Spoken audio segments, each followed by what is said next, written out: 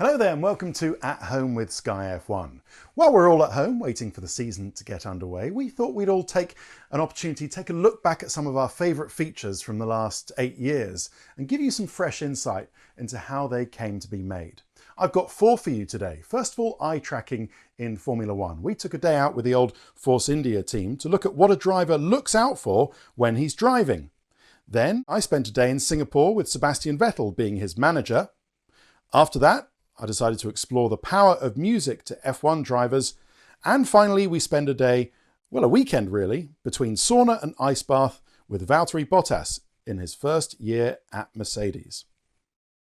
But first to eye tracking in Formula One. And I got this idea when I was driving down the motorway at 70 miles an hour, obviously. And I thought, you know what? Formula One drivers are going 3 times this speed. And if I'm looking out for white lines, other cars behind me, or road signs, what are they looking out for actually? And how quickly do they have the time to look at that and process that in their heads? So we did this with Nico Hülkenberg. And to do this, he had to wear some high-tech glasses, which gave, I hope you'll agree, pretty spectacular results. If you're used to using A roads or motorways, you'll know what you're looking at when you're driving at speed. A couple of cars ahead of you, the odd white line, and maybe some road signs. But what are Formula One drivers looking out for and actually focusing on when they're driving flat out on a track? We've teamed up with Tobii, the world leaders in eye tracking technology, to find out. To help, we've got one of the most talented drivers in world motorsport. Nico Hülkenberg won Le Mans while racing in a full F1 season last year, which proves his pure speed, racecraft and versatility. His Force India team are also at our disposal for the afternoon to try and uncover the secrets behind the visor. These state-of-the-art glasses are actually just mounting frames for 5 tiny infrared cameras. They sense eyeball movement and transpose it onto a forward-facing micro camera. So not only does this track the position and focus of Hülkenberg's eyes, it also allows us to measure reaction times while giving us the first true camera angle of what a Formula One driver sees. But while it's all a new point of view for us, it's old hat for the driver. Do you ever think about or analyse what you're looking at when you're driving on circuit, or what you're looking for? Not really, to be honest. I think that's something, very natural for us, and you just do it instinctively. On a hot lap, we're really looking from apex to apex, obviously looking ahead. But it will be interesting to see what happens, and there might be some surprises. First of all, the eyes have to adjust from a dark garage to a bright sunny circuit. But once they do, the big surprise is how busy the eye is. This is partly because the human eye has a relatively small focal point, so makes for a pretty lousy camera, but luckily the brain is a brilliant processor and fills in the gaps to create what we call peripheral vision. The quick movement of the eye between focus points is called a saccade, and what makes the best F1 drivers different to you and me is that they can train their brain to speed up these movements and understand the new information quicker, thereby taking in and processing more information than us mere mortals could ever hope to do. It's like some kind of supersense. For example, let's analyse leaving the pit lane and joining the track. Nico instinctively checks the mirror, but it only takes him 100 milliseconds, what we know as a tenth of a second. This is approaching the shortest amount of time a human can look at something and take in the information he sees. On the road, you or I would typically need a minimum of half a second to look in our rear view mirrors and be able to recognise an object. Okay, we're going to see how fast his reaction times are to the lights. So I'm being Charlie Whiting, I've got control of the start lights. We'll see what he's looking at, how much he's aware, how much intensely he's focusing on the lights, and then how fast is his reaction.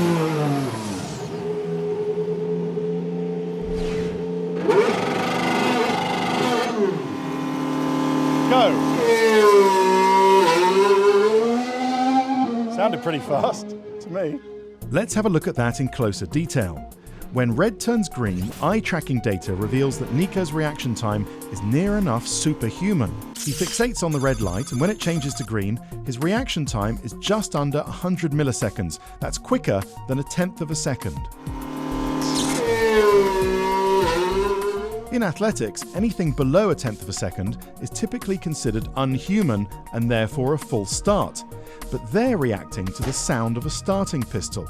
F1 drivers' visual reactions to lights are on a different level. Now let's focus on how to be quick, and in part, That's making sure you hit your apex. Approaching the corner, Nico focuses in on the apex that he can see clearly outside his front left tyre. Combining what he can see with the speed he can feel through his body, his brain knows the maximum speed that his car will go round that corner without spinning off. Just focusing here from apex to apex, look into the apex, clip the curve, feel what the car does with your body, just react with everything you have. Interestingly, Hulkenberg spends a few seconds fixated on the apex. He's not looking down the road because that in a sense doesn't matter. It's getting the corner right that gives good lap time. The other thing to note is how little he looks at his buttons, switches, instruments and steering wheel. Since the rev counter and dash display are at the bottom of his peripheral vision, Hulkenberg can take in all that information without specifically shifting his focus and still make all the complex calculations he needs to when driving. For example, coming into the pits, Hulkenberg looks for the very clear black and white pit sign that denotes the start of the pit lane speed limit. It's a quick left and then right, and then an automatic reflex to push the green neutral button. But what the eye tracking technology shows us is that he's not even looking at the button. What he's looking out for is the striped glove of the front left mechanic. That is his visual reference points for a pit stop or a quick nose change. When you consider all of this, it's understandable why the likes of Nico Hulkenberg seem relaxed and calm out of the car. While they might seem like chilled out sportsmen, what they're really doing is just saving mental energy for what really matters when the visor comes down on a Sunday afternoon. And that's racing. Let's expand on what separates a good driver from a great driver, and talk us through the period from breaking point to apex. Yeah, it's not just, the braking process on its own, it's all a matter of feeling the grip, and then feeling the grip, feeling what the car does, and then reacting, with the slightest movements to it, with whether it's the steering, whether it's releasing the brake pedal a little bit, steering in a bit earlier, it's all these little things that we feel. Our body is our sensor, and that tells us then, okay, you have to adjust here a little bit, there a little bit, but it all happens, in a split second. And that's basically down to feeling and down to skill and talent, yeah. Okay, and what of course we couldn't show there is how you react with other cars around you. Yeah. So how much are you looking at other cars and in your mirrors, and how much are you just concentrating on what you're doing in the apex? It depends. Race start, of course, you have to look around. Obviously you focus to the front, but still in the mirrors and stuff, you kind of try to keep on tracking what's going on around you. If you have a car next to you, if you can turn in or not. Lots of stuff going on. That you really have to adjust and to react to. And some people might be surprised how little you can see out the front. And especially, you've got no chance of knowing, how do you know where your front wing is and your end plates are? I look at it now, so I know where it is, but yeah, when you sat in the car, you don't see the nose or the front wing. But you have those measurements again in your feeling, in your measurements as well, visual measurements. If you race someone, okay, this is how close I can go. Now I need to pull out. Yeah. Well, Nico, thank you so much. It's a world first, and you're the first guy to do it. So thank you very much. It's been really insightful. It's been a pleasure. Yes, it really was all about the mental energy. And actually, we'll talk about mental energy in a piece with Sebastian Vettel later. But it's so intense, that experience of driving a Formula One car.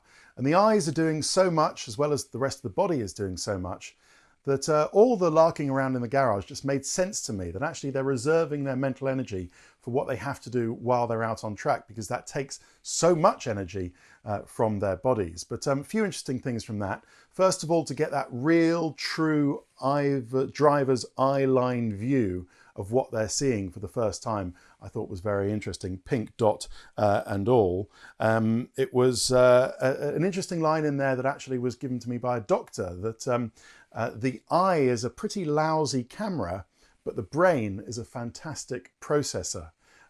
So while the eye can only focus on little things here and there at a time, the brain makes up for it in what we call peripheral vision, as I said in the piece. I thought that was interesting in that. There was a reference there to me starting the race with the green lights for Charlie Whiting. Of course, Charlie Whiting, the late FIA race director, still much missed by us all. But yeah, really interesting stuff. Thank you to Nico Hulkenberg, who isn't on the grid for 2020 and maybe not for 2021 either. but he really made that piece shine. Right, talking of which, our second feature is taken from 2013. Now, this was when I was given the opportunity by Red Bull Racing to be Sebastian Vettel's timekeeper, effectively, his manager, his PA for the day at the Singapore Grand Prix of that year. This is normally a role taken by his manager and PA, Britta Röska, and this was in the middle of 4 championships with Red Bull that Vettel had, and it was my task to keep him to his timetable, but I also wanted to learn a little bit more about the man himself. Formula One's all about time, race time, lap time, but the driver's time is minutely managed. Most people think they just sit by the pool, rock up at the circuit, do some meetings, and then go and drive the car. But today, I'm in charge of Sebastian Vettel's time. I'm all prepared. I've got 1 watch on local time here at Singapore, 1 watch on European time, because that's what the team work on. But I've heard he's a stickler for detail and drives a pretty hard bargain with his people. And that's me today, so I'm slightly worried. Think about it. There must be a higher love down in the heart, hidden in the stars above. You know he's a minute late already. 2 minutes late already. Yes, this is always happening. We You have to make up for it. Somehow you have to make up for it. Look, even Bernie's here on time. You know? You just have to make up for it. I don't know. It's your challenge today. Oh, You get different. he's here.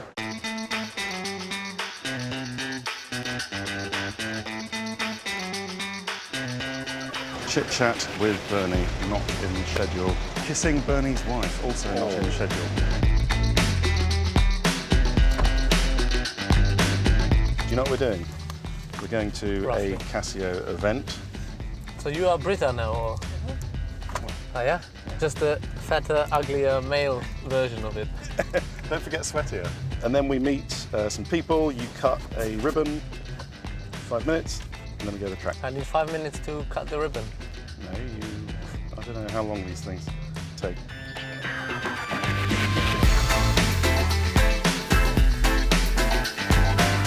Toughest race of the year?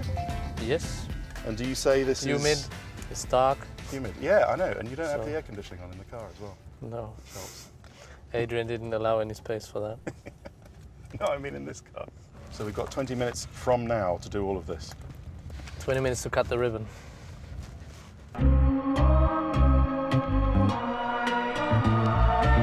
This is the arrival of Sebastian Vettel. We got the right place. We hit our marks. You're supposed to be ahead. Am I? Yeah. What do you think you could do with some new shoes? I mean, look. Even homeless, they have better quality shoes. That's nice. Now they know you are here. Yeah, I know. I always get this reception.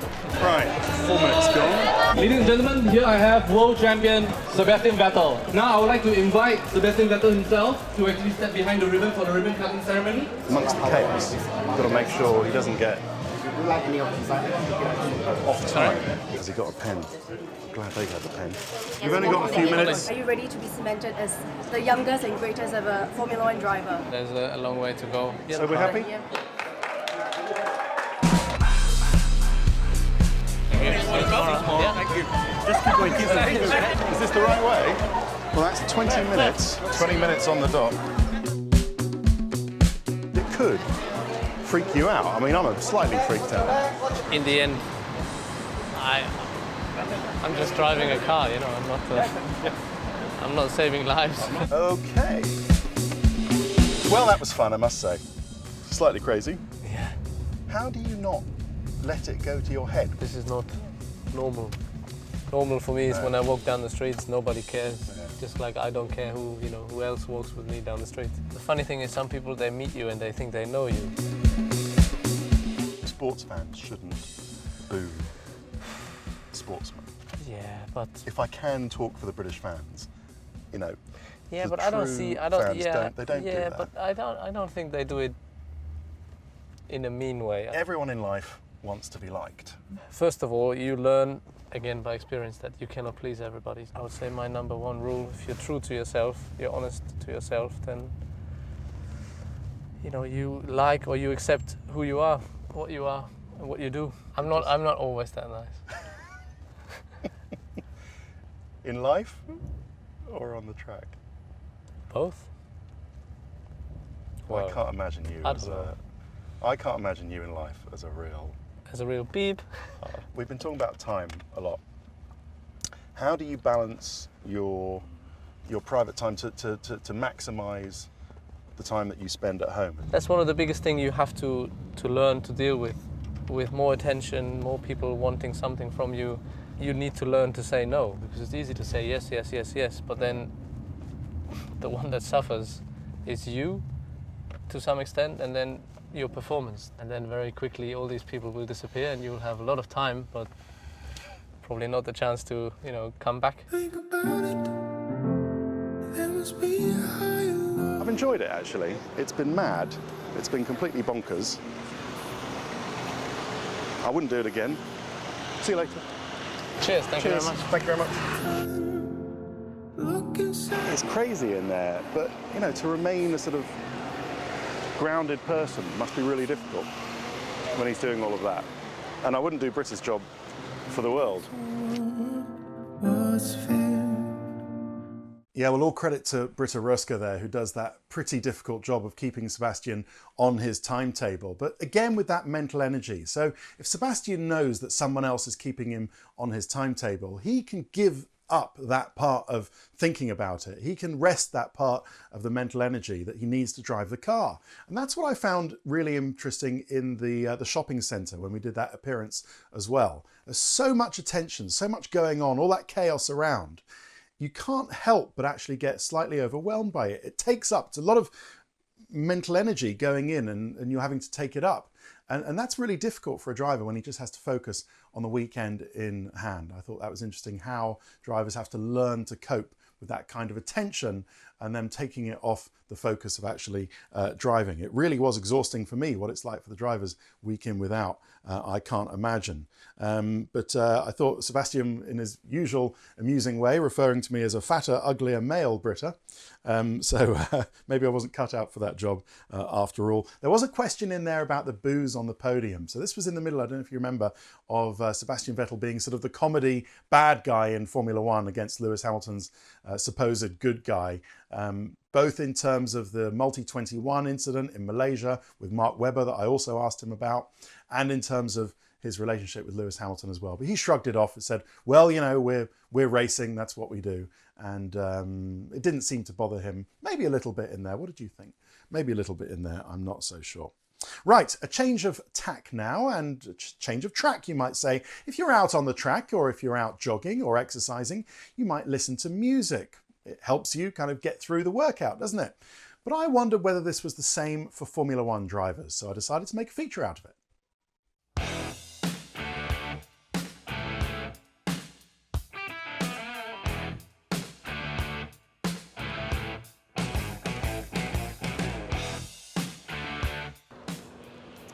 F1 drivers are always looking for an edge, whether it's from themselves or their cars. But recent sports science has confirmed what many of us have known since the dawn of the Walkman in the early 80s, that there's performance and power in music. So music certainly has been academically proven to affect mood. It's a very personal choice, so the driver's own memories and experiences around that music count for a lot. We know that some drivers like to be really amped up by some heavy beats or some really fast tempo music. Others may like to relax with something a bit slower. So it's a very personal choice, but it does sort of take them to a happy mental space, and it's pretty valuable in that way. It shuts out the noise. People like just getting in your ear and, hey, good luck, or hey, do that, or hey, can I have a photo? So it kind of just puts you in that quiet moment, and the lead up to the race is so busy and so chaotic that it's actually nice to have a moment of quietness. Music's powerful. Music's great. I listen to music before every race, before every qualifying session, even before the practices. It just gets me in the zone. It's magical. So what exactly are the drivers listening to, and how does it help them? Yeah, I listen to some music for sure. More finished music than anything else. Finland, Finland, Finland. It's the country for me. Before race, of course, I listen to American rap, French rap, just trying to get that spirit and mentality to feel strong. It really depends on my mood. I got millions, I got riches building in my DNA. I'll tend to maybe listen to songs with some powerful lyrics, something that means something or it's motivating for me, and that gets me in, kind of just gets me pumped up really. It could range from hardcore metal to hip hop to filthy electro, just, yeah, whatever. I like the music of movies, you know, like epic movies or something like that. Welcome to Teachers of Italian. Thank you, boys. Grazie, ragazzi. Grazie, ragazzi. Sometimes it'll be music I used to listen to as a kid, if it, it's Incubus or Rage Against the Machine. Killing in the Name of, like Rage Against the Machine, that's been on a few times. I've walked into the garage. Generally it's relatively heavy, high energy. It's protecting them from all of the other demands of a Formula One weekend, and it's just taking all that load off them. Of course, music can't make you 10 times stronger or turn you into a world champion overnight, but what it does do is reduce the perceived physical effort, meaning drivers work harder without noticing. I guess it increases the pleasure of a workout. It's particularly effective for short, sharp efforts or for very hot environments. It actually can be a little tool that buys you a couple of % of performance. For a marathon or proper trail in the mountains, the athletes are not allowed to listen to music because it's considered as doping. So yeah, definitely, I think it helps just to get focus and to get there. Drivers' parade is about 90 minutes before the race, 60 minutes before they get in the car. It's a time of the weekend where they really have to be starting to think about going to work properly, and they're not just doing it to be rude. For all the reasons we've discussed, I think we can allow them the liberty of that time in their headphones while they wave to the crowd.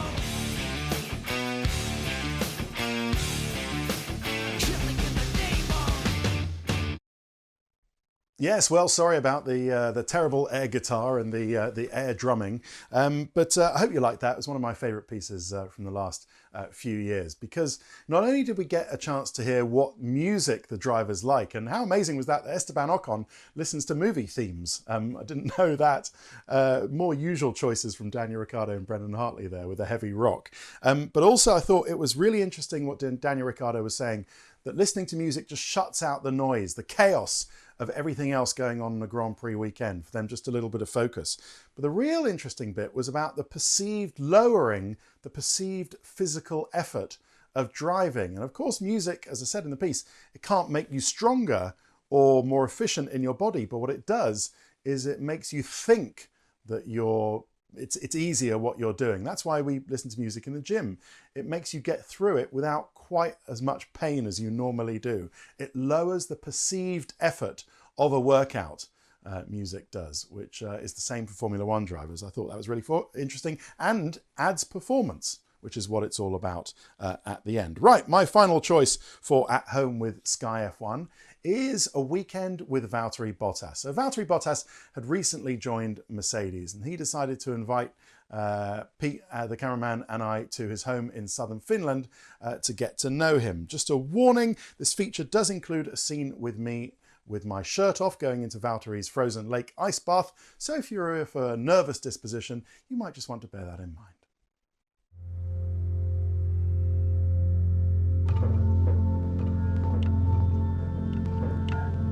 Finland, a nation of racers.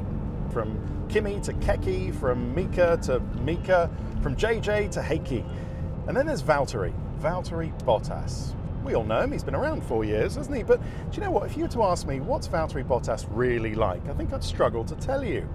So Pete and I have come to a still snowy Finland in search of the real Valtteri Bottas.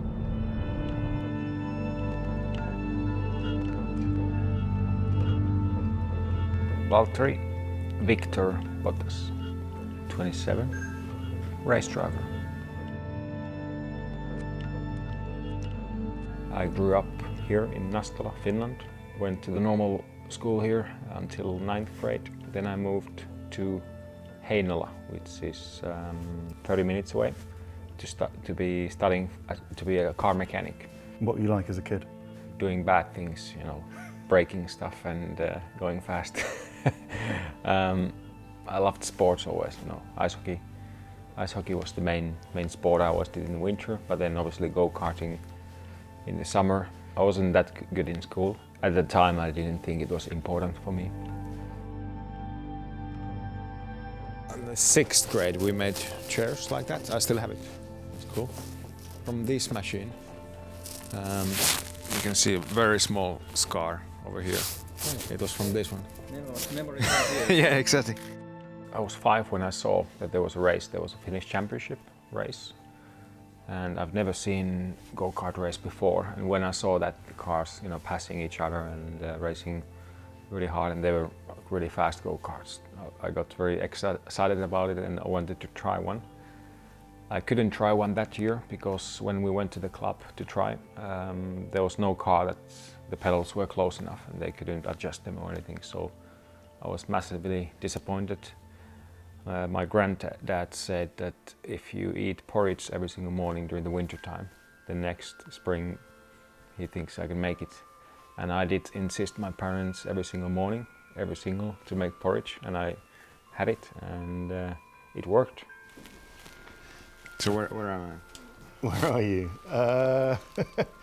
So you are the unmistakable correct mouth and eyes wearing the cool skaters t-shirt. Yeah. Yeah, I can see you're a little, not the lean thing that you are today. Yeah, I used to be fat. Yeah, I really, I was very short. I think that when I was like 12, yeah, from 10 until I was 12, 13, I was very choppy, and in go-karts it was massive advantage to the main competitors of mine, because me plus the car was always overweight, sometimes up to 10 kilos, which in go-karts is a lot. I started training, I started running, and the motivation came purely from me because I wanted to succeed, and pretty quickly I wasn't that fat anymore, and yeah, immediately I started winning. It was incredible the difference it made. It was not only the theoretical lap time from the weight itself, but it was just also the mindset and the whole thing that I kind of decided that now it's all in for this sport, I started go-karting in '96, so then '97 Mika won the first race in Spain, and then '98, '99 he won the titles, and for me that was, as a young kid doing go-kart, he was like, wow, that's where I want to be one day. So he was very, very big motivation for me. I like this one with effectively the law of the Finnish forest. Yeah, probably read this book maybe 20 years ago or something, I don't know. Okay, what happens? Does the fox escape in the end or not? I can't remember. Oh, right. Let's look. What's happening there? Well, bears are doing what bears do in the woods, The sun was setting on our first day in search of the real Valtteri Bottas in his hometown of Nastula in southern Finland. Time for the kind of healthy dinner fit for a racing driver. So they have Bottas burger. They made it for me, basically. It's the pinnacle of any sportsman's career, having a burger named after them. What's in it? It is meat, like proper meat, not like burger meat. It's okay. Proper steak. Yeah. I ordered you guys with a double steak, and that's actually €7.7. It's got all the hits here. The kebab. Simon would want the kebab here, I must say. Help yourself. Ah, God bless you. Oh, with the extra red onions. Yes. Perfect. How did you know? My dad lives just across the road, and this is where I used to come as a kid, buy ice cream on the summer and stuff like that. So, and they have actually sponsored me when I did go-karting. Did they? Yes. This restaurant sponsored you? Yes. Cool. Nastula's best burger, done, and back to Valtteri's lake house for a nightcap. Finns are famous for their hospitality, so as the night wore on, Valtteri suggested we sample one of his famous boys' sauna evenings. As you see, I'm a bit sweaty already being Right, in the sauna, so okay. if you want to join me. All right, then you sure you're... I can show you my swimming pool after. Your swimming pool, all right. You sure you're ready for this? Yeah, that's good. Okay. Oh, yes. Now where shall I leave my gown? As we worked up a sweat, on came the sauna party playlist.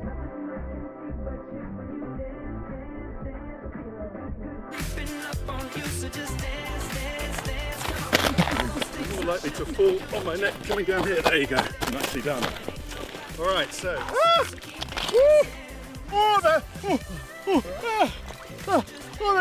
That's fresh. Oh, that's nice. Good.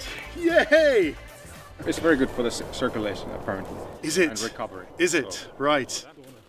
So with my circulation just about recovered, it was back to the sauna and more good times, long into the night.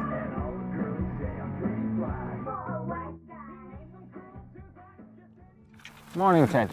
The next day, Valtteri was fresh as a daisy and ready for our morning exercise. How are we? You're a bit late. We're waiting for you. Sorry. He might have been smiling, but I quickly realised my late arrival had brought out Valtteri's angry side. He's competitive. A feeling confirmed when he and trainer Antti took it out on me with a gruelling workout. Hang on. Valtteri seemed to find this all rather amusing, that old mischievous sense of humour. And with only light bruising, it was off to our final location, the place where it all started. This is where I did my first race ever. This is also where I won the Finnish championship in go-karts. And this is the place I was practicing always, a lot. So yeah, good memories.